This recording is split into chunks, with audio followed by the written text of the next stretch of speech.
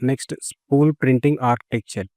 So how the flow will be. So the user is requesting for a print and how it will went to complete status. Now we are going to discuss step by step. So the first one is the user sends a print request. So then next second, SAP creates a spool request and stores in a TEMSE.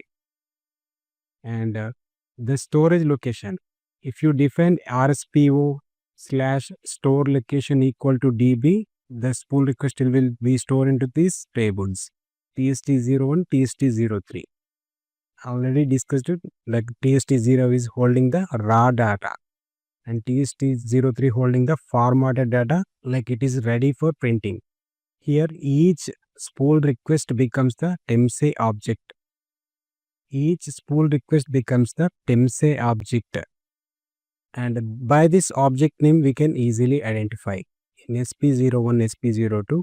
So we can find the spool request number by this object name we can identify. In fourth step, spool work process. The spool work process. Now spool work process comes into the picture. Spool work process picks the request from the TEMSE tables. If it is defined by storage location equal to DB, it is the spool work process go and picks from the TEMSE tables. If it is like the storage location value instead of DB, if we have G, it is go into that path and selects from that path, and then the status becomes the in process. We can observe in SP01 or SP02, we can observe the status, the spool request status. We can observe it is in process, and then spool work process format the spool request to output print request.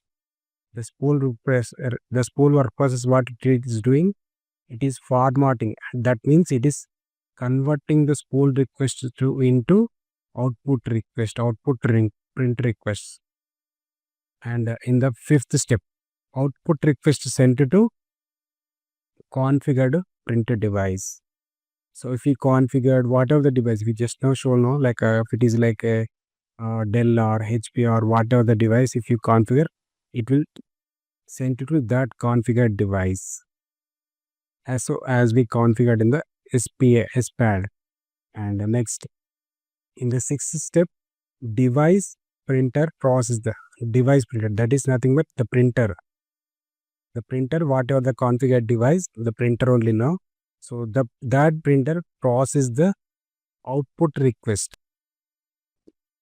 That the printer is going to process the output request and then deliver the print copy. And then after we can observe the status in SP01.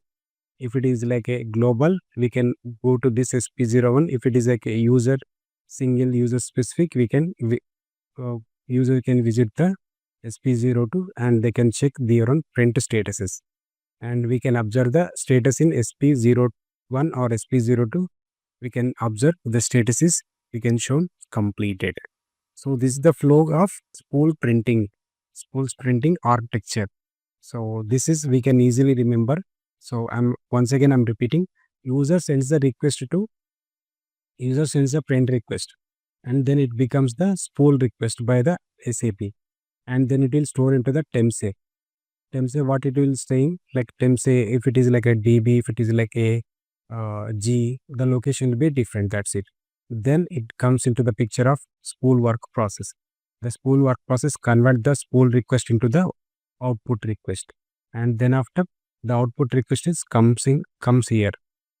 So this SPAD is once we configured only. So output request here it is, output request is coming here, and then output request comes by received by device, and then it is printing by the device, and then after we can observe the status in SP01 or SP0. This is about the spool printing architecture.